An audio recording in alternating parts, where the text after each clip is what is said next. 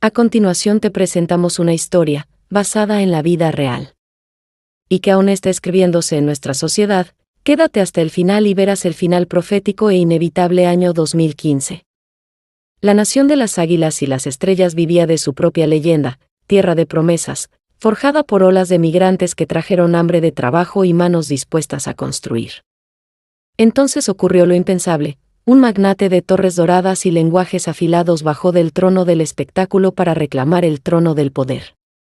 No venía con libros, venía con micrófonos, no traía silencios prudentes, traía titulares. Y en el centro de su bandera, escogió una herida, la inmigración hispana. Convirtió el dolor de millones en un estribillo de campaña, y cada mitin fue un circo de luces. Un día le tichó a cielo abierto donde el país entero aprendió que el ruido también suma votos. El magnate descubrió la fórmula del siglo: cuando nombras a un culpable, hallas una escalera. Subió peldaño a peldaño alimentando temores viejos con palabras nuevas, adobando la ansiedad con promesas de muros y expulsiones. Su retórica era una lluvia de chispas, y el país, un bosque seco. Hablaba con la contundencia del que no duda y con la precisión del que no se retracta. Cada frase era un golpe de tambor, cada entrevista, una exhibición de fuerza. Y los noticieros, fascinados por el incendio, le regalaron oxígeno. Así, en una nación que juraba conocer la diferencia entre espectáculo y gobierno, el espectáculo se sentó donde se firman las leyes. Hubo risas primero, luego desconcierto, luego encuestas que no supieron leer el subsuelo. La marea subió sin que los tecnócratas lo notaran, y una noche de noviembre el tablero cambió de colores. El magnate, el improbable, el que parecía a prueba de escándalos, ganó. La sorpresa fue tan real que muchos creyeron soñar, otros, despertar. El país que se enorgullecía de sus instituciones entendió que la democracia también ama los giros dramáticos. Y el triunfador, con sonrisa de marfil y puño alzado, prometió hacer grande lo que nunca admitió pequeño. Los primeros meses fueron una maquinaria de decretos, pulsos con la prensa, batallas tuit a tuit contra sofás, actores, países y fantasmas. El magnate gobernaba como hablaba, sin freno, sin pausa, sin dudas. Pero bajo la alfombra roja, el suelo crujía. Los discursos eran trampolines, las cifras, plastilina. Los expertos contaban, los fieles coreaban, los escépticos temblaban. En la mesa de América apareció un invitado insistente, la posverdad. Y con ella, un interrogante que atravesó las cocinas y los templos: ¿cómo sostener un país cuando la palabra se usa como arma desechable? La verdad empezó a contarse en números que dolían. Los verificadores, extenuados y obstinados, acumularon montañas de afirmaciones falsas o engañosas. Era una catarata diaria que erosionaba el cauce de la confianza.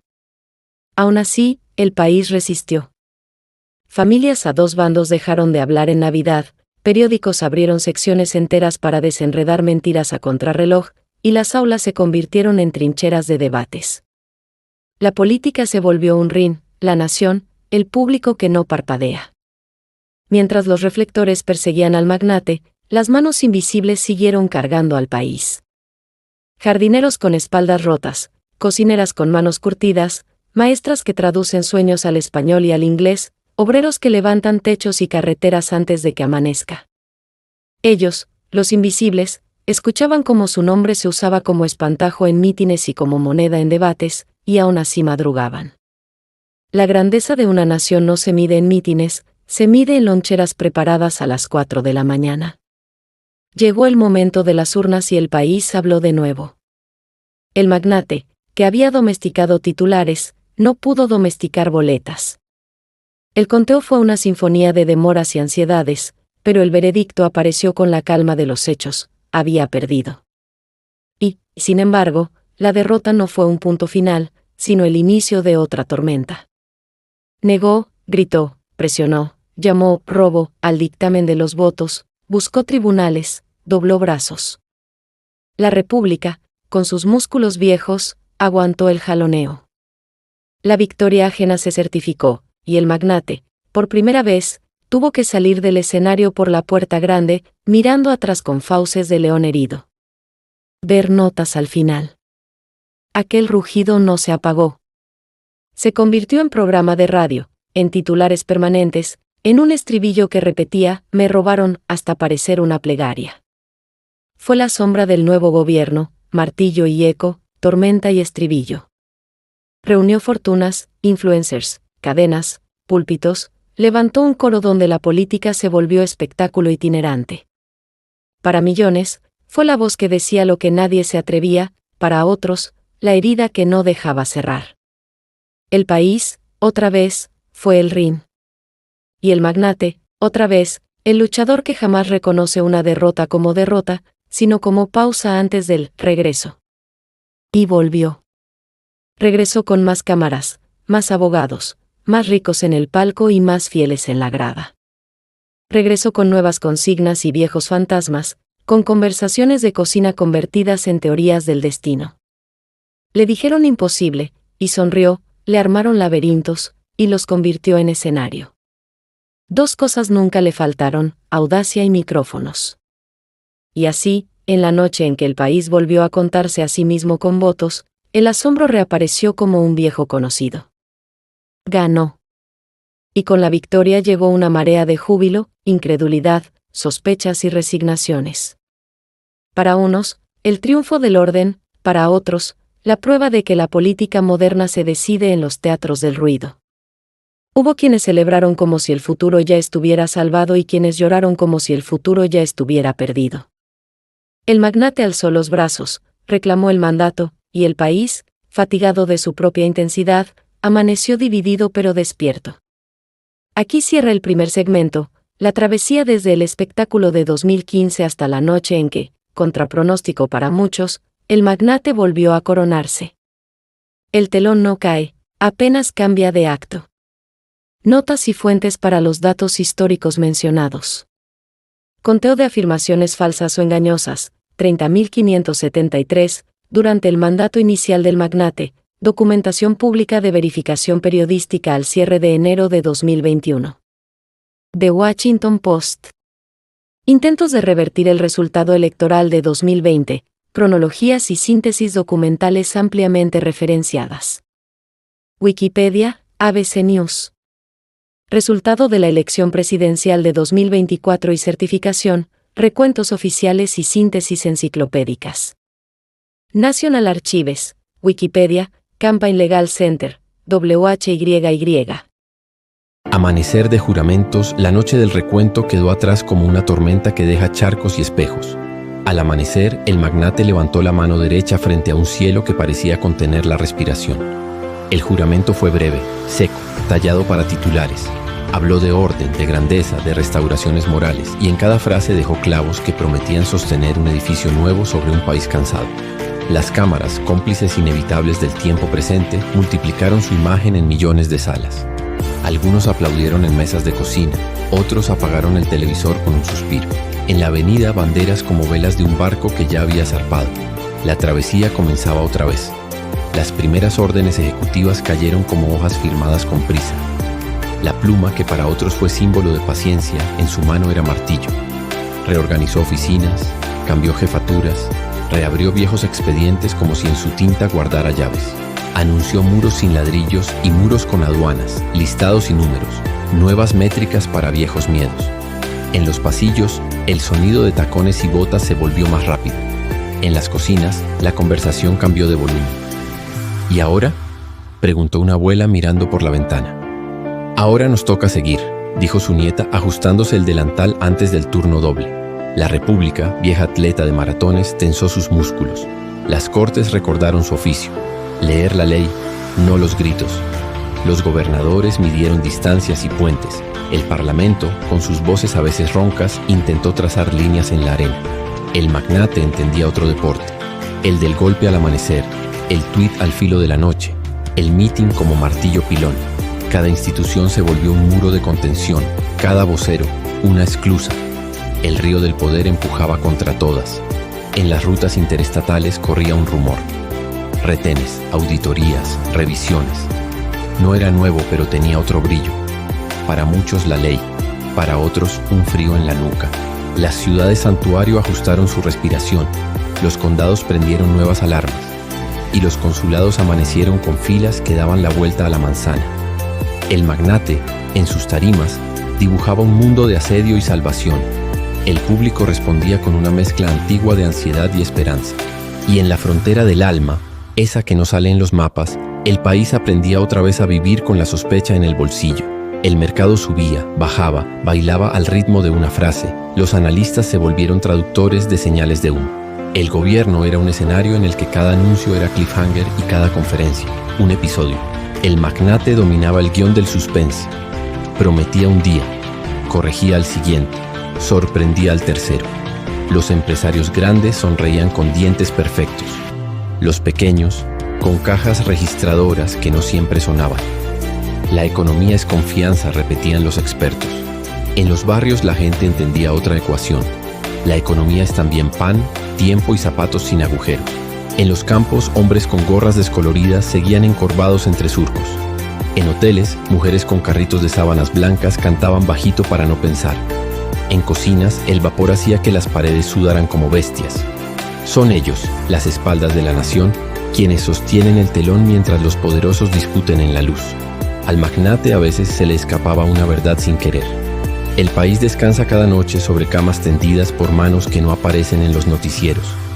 Invisibles no significa inexistentes, significa imprescindibles. La política, esa palabra grande que suele caber en una alcancía, rompió platos y silencios. Mesas donde antes se hablaba de fútbol, ahora eran tribunales caseros. Iglesias partidas en 2 homilías, grupos de WhatsApp que se convirtieron en pequeños parlamentos. Padres e hijos, esposas y maridos, primos y compadres, cada uno con su mapa, su noticiero, su miedo. Y sin embargo, en la hora común del cansancio, todos miraban el mismo reloj. Mañana hay que madrugar. El pan no entiende de bandos. La prensa, herida, áspera, necesaria, siguió preguntando.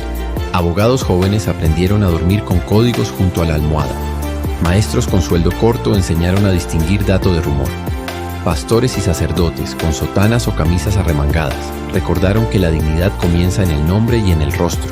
Una enfermera, saliendo del turno de la madrugada, resumió el espíritu de la resistencia cotidiana. No soy activista, solo quiero que mi hijo crezca sin miedo. En esa frase cabía la épica que nunca sale en pancartas. El magnate no caminaba solo. Le seguían sombras con su apellido, asesores con su estilo, amigos con su chequera. La palabra legado empezó a escucharse con otro tono, como si hablara menos del país y más de una familia que aprende a gobernar los corredores del poder. Había inauguraciones con apellidos repetidos, retratos que se parecían demasiado entre sí, decisiones que olían a árbol genealógico. La República, desconfiada por instinto, apuntó esa palabra en su cuaderno, dinastía. Y debajo escribió otra, riesgo. A veces los países sueñan que están al borde de algo y despiertan con la sensación en la lengua. Así estaba la nación, con la boca pastosa de haber soñado una tormenta. El magnate alzó los brazos en otro mitin, los coros respondieron y el viento trajo una pregunta que no se dejaba atrapar. ¿Cuánto puede tensarse una cuerda sin romperse? En los barrios los amaneceres seguían oliendo a café. En los edificios del poder, las alfombras ocultaban arenas movedizas. El trueno no había sonado, pero los perros ya levantaban las orejas. La voz del magnate no callaba, era un eco constante que rebotaba en los muros del poder y en las pantallas de los hogares. Había prometido grandeza, pero lo que crecía era la confusión. Una nación que solía sentirse brújula del mundo empezó a girar como barco sin timón. Las mentiras ya no eran solo números en la prensa, eran grietas en la confianza, heridas en la conciencia nacional. Cada vez que hablaba, millones creían, millones dudaban y millones se cansaban. El país parecía un coro de voces que nunca lograba entonar la misma canción. Las promesas incumplidas se apilaron como ladrillos en un muro invisible. La seguridad prometida no llegó a los barrios más vulnerables, los trabajos soñados nunca aterrizaron en las mesas vacías, la unidad invocada se convirtió en división. El magnate, sin embargo, supo vestir cada fracaso con nuevas palabras, con enemigos renovados, con culpables listos para ser señalados. Pero el pueblo, con la paciencia de los que madrugan cada día, empezó a reconocer el ciclo, promesa, ruido, fracaso y vuelta a empezar. Ya no se hablaba de un solo país, sino de dos naciones que compartían geografía pero no mirada. Familias fracturadas, comunidades enfrentadas, barrios que parecían fronteras invisibles. Una mitad gritaba su nombre como bandera, la otra mitad lo maldecía como cadena. Y en el medio, un silencio enorme, millones que solo querían paz, pan y futuro. Esa grieta, más que política, era espiritual, el alma de la nación se resquebrajaba. Los tribunales se convirtieron en murallas contra la avalancha. Jueces, abogados, fiscales, cada uno sabía que el papel que firmaban podía cambiar el rumbo de la historia. El magnate intentó doblar la balanza, pero la ley, esa vieja columna que no siempre brilla, pero siempre resiste, se mantuvo en pie. No siempre rápida, no siempre limpia, pero firme.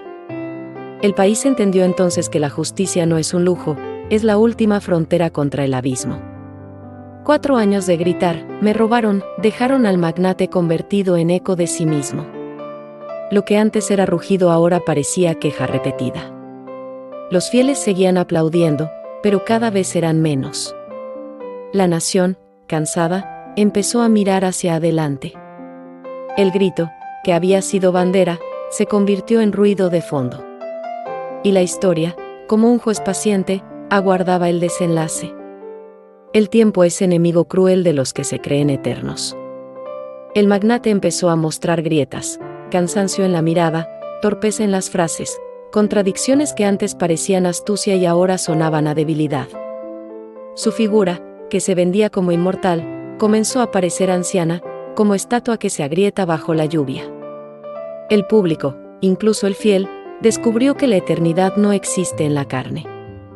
Manchas y moretones comenzaron a invadir el cuerpo que se creía perfecto. ¿Qué quedaba entonces? ¿Un país más fuerte? ¿Una nación unida? No. Quedaban cicatrices. Quedaba la desconfianza entre hermanos, quedaba la mentira instalada como costumbre, quedaban instituciones heridas. Ese era su legado, un espejo roto donde la nación veía su rostro desfigurado. Y las generaciones futuras, al mirar atrás, encontrarían no grandeza, sino advertencia. La historia universal escribió siempre el mismo guión: todo dictador, todo reyesuelo, todo tirano termina cayendo. Cayeron emperadores con ejércitos infinitos, cayeron caudillos que se creían inmortales, cayeron verdugos que gobernaron con miedo. Unos murieron en exilio, otros en soledad, muchos en desgracia. La lección es inmutable: el poder absoluto siempre lleva semillas de su propia destrucción.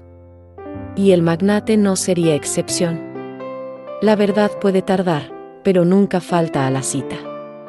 En medio de las mentiras, de los espectáculos, de las farsas, la verdad encontró grietas por donde filtrarse. Los archivos hablaron, las investigaciones avanzaron, los testigos se levantaron. Y aunque él intentó vestir cada derrota como victoria, al final la verdad brilló como amanecer inevitable. Porque ningún poder humano puede encadenarla para siempre. Y así, como en todas las eras, llegó el desenlace. El magnate que quiso ser eterno quedó reducido a páginas de periódicos y recuerdos amargos. Sus torres de oro, sus discursos incendiarios, sus multitudes divididas, todo se volvió polvo en las manos del tiempo. La nación, herida pero siguió de pie, levantó la mirada hacia adelante. Y la historia, implacable, lo colocó en su lugar, no como héroe, sino como advertencia, no como salvador, sino como recordatorio de que ningún hombre está por encima de la verdad ni de su pueblo. Porque al final, no son las mentiras las que escriben la historia. No son los gritos los que deciden el destino. Es el pueblo, con sus manos invisibles. El que siembra, el que construye, el que resiste. La verdad tarda, pero siempre llega. El poder es efímero, pero la dignidad es eterna. Y ningún reyesuelo, por más oro que vista, podrá escapar al juicio implacable de la historia. Y el orgullo, la arrogancia, la prepotencia del magnate terminó como todos. 2 palabras guardarán lo que quedó de él: descanse en paz. La historia presentada se basa en hechos reales, y su desenlace no busca anticipar el futuro de manera profética, ni se deriva de lecturas de horóscopos o predicciones. Más bien, se apoya únicamente en el sentido común, tomando en cuenta que el pasado histórico tiende a repetirse de manera inevitable. Le invitamos cordialmente a mantenerse al tanto de nuestros contenidos y prepararse para futuros desarrollos. Agradecemos sinceramente su apoyo mediante la suscripción, así como la difusión y valoración de nuestro trabajo. Valoramos profundamente su interés y participación.